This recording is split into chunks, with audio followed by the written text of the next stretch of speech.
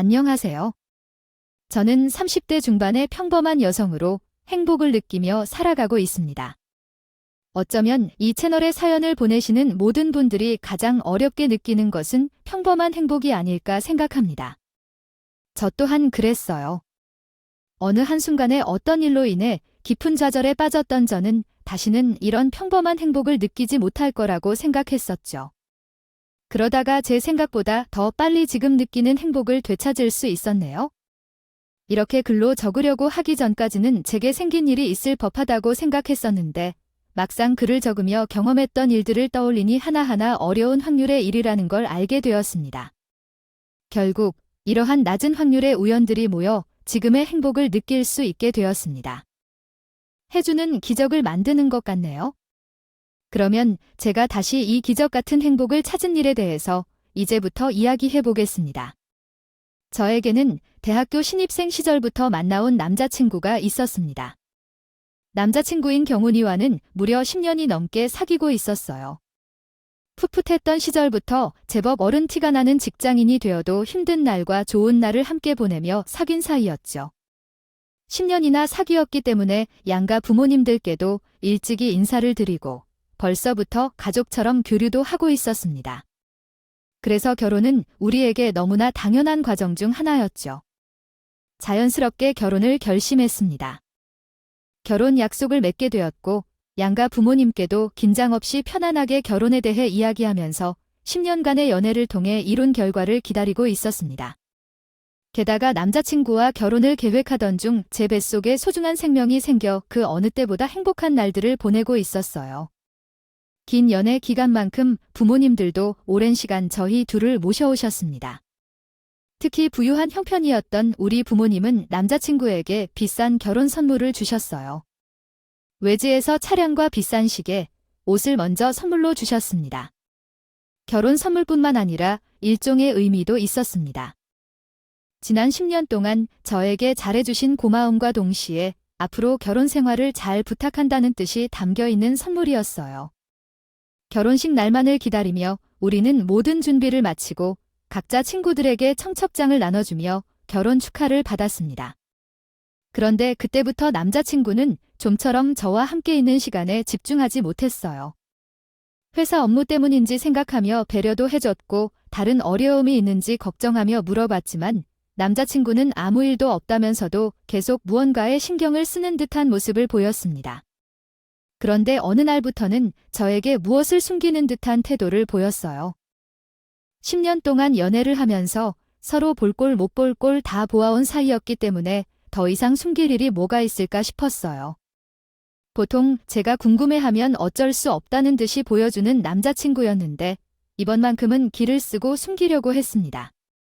특히 10년 동안 바꾸지 않던 휴대폰 비밀번호까지 바꾸면서 꽁꽁 숨기려고 했죠. 뭐야, 너 휴대폰 비밀번호 바꿨어. 나 모르게 여자라도 만나고 있는 거 아니야? 그런 게 아니라면 10년 동안 똑같이 쓰던 휴대폰 비밀번호를 왜 바꿨어? 아니야, 계속 한 비밀번호를 쓰면 안 될 것 같아서 그런 거야. 요즘에 해킹이 워낙 많다고 하니까 뭐 휴대폰 말고도 원래 쓰던 비밀번호를 하나씩 바꾸고 있어. 그래, 그럼 지금 휴대폰 비밀번호는 뭔데 알려줘봐. 개인 사생활인데 그런 것까지 알려주는 게 되겠니? 이거 보면 진짜 수상해. 너 진짜 여자 만나고 있는 거 아니야? 내가 그럴 사람이면 10년 동안 너한테 안 걸렸겠냐? 이제 평생 같이 붙어 있을 텐데 그 정도 사생활은 지켜줘야지. 지금까지는 서로 집에 가고 떨어져 있는 시간이 있어서 모든 걸 공유한 거였고 휴대폰 비밀번호 정도야 부부끼리 공유하지 않는 게 마음 상할 일은 아닌 것 같았는데 이제까지 모든 걸 공유하던 남자친구가 결혼과 동시에 내가 모르는 비밀이 생긴다고 해서 조금 서운했던 것 같아요. 제가 말한 것처럼 여자가 있는지 남자친구를 의심하거나 그런 생각은 하지 않았어요. 그저 농담으로 했던 말이었기 때문에 큰 의미를 부여하지 않았고 남자친구가 그런 짓을 할 줄 생각도 안 했어요. 그리고 남자친구의 말도 그렇게 틀린 말은 아닌 것 같았어요. 일찍이 결혼한 친구들을 보면 남편들이 답답한 행동이나 화나는 행동을 할 때 대화하던 방에서 서로를 노려보는 모습을 보았기에 저도 그렇게 될 수도 있지 않을까 생각했어요. 이것 또한 부부가 되는 과정이라 생각해서 큰 생각은 하지 않았어요. 하지만 남자친구는 무심코 넘기려는 제게 신경을 쓰게 만들었습니다. 조금 과하다고 생각할 정도로 휴대폰을 쥐며 노출을 피했었죠. 그러다 보니 무슨 일이 있는지 제가 알아야 할 것 같았습니다. 남자친구는 알려주고 싶은 생각이 없는 것 같아서 제가 직접 알아내야 했죠. 몇 일 동안 남자친구의 행동에 관심 없는 척하며 휴대폰 비밀번호를 훔쳐보게 되었고 몇 가지 숫자들을 알아낼 수 있었습니다. 이제 남자친구의 휴대폰만 몰래 가져가 확인을 해보면 되었죠. 기회를 엿보고 있던 저는 남자친구가 낮잠을 자는 사이를 타서 휴대폰을 가지고 화장실로 들어가게 되었고 몇 차례 시도 끝에 휴대폰 비밀번호를 해독할 수 있었습니다. 그리고 안에 들어있던 대화들을 확인하여 무슨 문제인지 알아내기 시작했어요. 그런데 휴대폰을 열자마자 남자친구가 꽁꽁 숨겨왔던 비밀을 알아낼 수 있었습니다. 절대 그런 일은 없을 거라고 확신을 해오던 여자의 문제였어요. 남자친구는 연락을 하고 있는 여자에게 협박을 당하고 있었습니다. 매번 연락해오는 메시지를 삭제했는지 이전 대화들까지 확인해 볼 수는 없었지만 남아있는 대화 내용으로 유추를 해봤을 때 두 사람이 만남을 가진 적이 있었고 남자친구가 협박을 당한다는 것까지 알아낼 수 있었어요. 남자친구의 군생활 시절을 제외하고 떨어진 적도 없었고 남자친구가 여자에게 관심을 보이는 모습도 보지 않았습니다. 못했었으므로 일방적인 스토킹 문제일 수도 있겠구나 생각했어요. 남자친구가 제게 걱정을 끼치지 않으려고 하는 모습을 직접 보았기 때문에 문제를 직접 해결해주고 싶었습니다. 만약 스토킹을 당하는 것이 사실이라면 나약한 남자친구보다는 내가 더 이해해줄 수 있을 거라고 생각했죠. 그래서 남자친구인 척하여 여자와 만나기로 약속했습니다. 약속한 날에 그 카페에 갔는데 여자의 번호로 전화를 하려고 했는데 누군가가 먼저 제 손을 알아보며 들어왔어요. 설마 제가 만나기로 한 여자가 그 여자일까 싶었죠. 그런데 여자는 제가 누구인지도 알고 있었고 만나기로 한 남자친구가 아님에도 쟤를 보면 놀라지도 않았습니다. 자본이 자신의 이야기를 다하며 자기 자신을 소개했어요. 안녕하세요. 경훈 씨 여자친구분이시죠? 제가 오늘 만나기로 한 분이에요. 저 김미연이라고 합니다. 안 그래도 제가 먼저 연락을 드릴까 했는데 연락 주셔서 고마워요. 혹시 제가 연락하고 오지 않으면 어떻게 할까 걱정했거든요.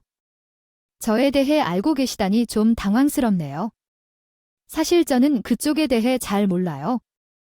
남자친구가 그쪽에서 연락이 오는 것을 숨겨서 어제 휴대폰을 몰래 확인하다 알게 됐거든요. 제가 아는 것이라고는 그쪽이 저와 결혼할 남자친구에게 협박성의 연락을 했다는 점 외에는 몰라요. 다른 것들은 제가 알 수 있도록 설명해 주시겠어요? 왜 남자친구에게 계속 연락을 하는 건지 처음 만난 자리에서 제게 시건방진 표정과 태도를 보이는 여자에게 예의를 갖고 대응하고 싶지 않았습니다. 그래서 저도 강한 어조로 말을 했죠. 그런데 여자는 제가 믿기 어려운 이야기를 해왔습니다. 협박이라니요. 경훈 씨가 직접 그렇게 말해요. 협박이라는 것은 그쪽에서 마음대로 판단한 것이죠. 난 경훈 씨에게 빨리 결정 내리라고 한 것뿐이에요. 그쪽과 결혼할 사람을 뭐라고 하셨지요, 지금요? 무슨 소리 하고 있어요? 당신, 내가 경훈 씨와 결혼할 사람이라는 거 몰라? 나랑 경훈 씨 서로 부모님께 인사도 드렸고 결혼 날짜도 다 잡아놨어요. 주변 사람들한테 청첩장까지 돌렸고 마당에 두 사람 중에 선택하라니 혼자서 착각을 해도 정도가 있잖아요. 지금 무슨 소리를 하고 있어요? 그쪽이 경훈 씨에 대해 다 알고 있다고 생각하나 보네. 나는 경호 씨와 최근까지 만나던 사람이에요. 믿기 어려우시면 여기 제 휴대폰 속의 사진들을 보고 판단해 보세요. 여자는 화를 내고 있는 저에게 자신의 휴대폰을 내밀었습니다. 그 휴대폰 속에는 여자의 말처럼 남자친구의 모습이 여자와 함께 찍혀져 있었어요. 그 사진 중에는 알몸으로 여자와 함께 자는 모습도 있었어요. 있는 남자친구의 사진도 있었습니다. 순간 여자의 말이 사실일 수도 있다는 생각에 몸이 떨려왔어요. 그러면서 여자의 말이 사실이라고 해도 남자친구의 말을 들어봐야 한다고 생각했고, 또 여자를 남자친구에게서 떼어내는 게 먼저라고 생각이 들었죠. 그래서 이걸로 뭐 어쩌라고요? 뭐 이런다고 남자친구와 제가 헤어질 거라고 생각해요. 이미 결혼 예정이고 그 사람과 저 사이에 소중한 아이도 생겼어요. 무슨 생각인지 모르겠지만 괜히 불을 지르지 말고 우리 둘 사이로 두세요. 아, 아이 축하해요. 그런데 이걸 어떻게 해요? 나도 경훈 씨랑 아이를 가졌는데, 자, 여기 같이 산모다. 한눈에 보면 아시겠죠? 이 사진이 뭔지요? 여자는 저에게 초음파 사진을 건넸습니다.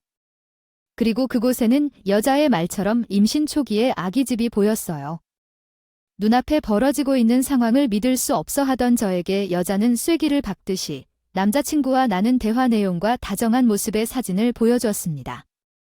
그러면서 남자친구와 헤어지라고 말을 해왔어요. 모든 사실을 알고도 경훈 씨와 결혼 생활을 할 수 있을까요? 평생 오늘의 일이 생각날 텐데 난 쉽게 떨어져 나갈 생각은 없어요. 두 사람이 결혼한다 해도 끈질기게 붙어 있을 거라고 말해요. 난 처음부터 도망치지 않겠다고요. 당신이 존재한다는 것을 알고 경훈 씨를 만나서 이런 일들이 상관없어요. 그러니까 괜히 상처받기 전에 경훈 씨와 헤어지고 파혼해주세요. 더 이상 자리에 앉아 여자의 말을 듣고 있을 수만은 없었습니다. 자리를 박차고 나와서 곧바로 남자친구가 일하는 곳으로 찾아갔죠. 그리고 흥분한 상태로 제가 오늘 겪은 사실을 물어보게 됐어요. 그런데 아니라고 말해줄 것 같던 남자친구의 입에서 모든 것을 시인하는 대답이 나왔습니다. 미안해. 너를 속일 생각은 아니었는데 모든 것이 사실이기는 하지만 나 그 여자를 사랑하진 않아. 냉정하게 끊지 못한 것도 내가 애를 가졌다고 해서 그런 거였어. 내가 그 여자를 설득해서 지금 이런 상황이 됐어. 해결해 드릴게요. 그리고 예슬이 내게 정말 미안해 할 말이 없어. 남자친구의 대답을 듣고 동시에 저는 충격을 받아 쓰러지고 말았어요. 정신을 차리고 일어나 보니 부모님이 병실에 계셨어요. 그리고 마치 하복부가 찢어질 듯한 충격이 왔죠. 부모님께서는 제가 아파하는 모습을 보시고 말없이 안아주시며 눈물을 흘리셨어요. 부모님의 이상한 모습을 보고 나서야 뱃속에 아이가 무사한지 물어봤죠. 그러다가 유산을 하게 된 사실을 알게 되었습니다. 제가 쓰러졌다는 소식을 듣고 병원에 오신 부모님께서도 모든 사실을 알게 되셨고 그날 당장 남자친구와 파혼하라는 말을 하셨어요. 역시 아이를 잃은 슬픔의 모든 게 함께 오는 것 같아요. 원인은 남자친구에게 있다고 생각했어요. 남자친구와는 파혼하게 되어 그동안 해왔던 결혼 준비는 모두 물거품이 되었습니다. 병원 치료를 받으며 몸은 빠르게 회복되었지만 마음의 상처는 여전히 벌어진 그대로였습니다. 10년간 만나오고 결혼까지 예정했던 남자친구에게 받은 배신감이 너무 커서 울고 싶지 않았지만 눈물은 말없이 흘러나왔어요. 그렇게 매일같이 눈물을 흘리며 소중한 내 아이를 그리워하는 날이 지나갔어요. 3개월 정도 시간이 흘렀을 때 남자친구로부터 다시 연락이 왔습니다. 지난 일을 사죄하고 싶다며 말했고 자신이 여자에게 속았다는 헛소리를 하며 저와 다시 잘하고 싶다는 말을 해왔습니다. 아이까지.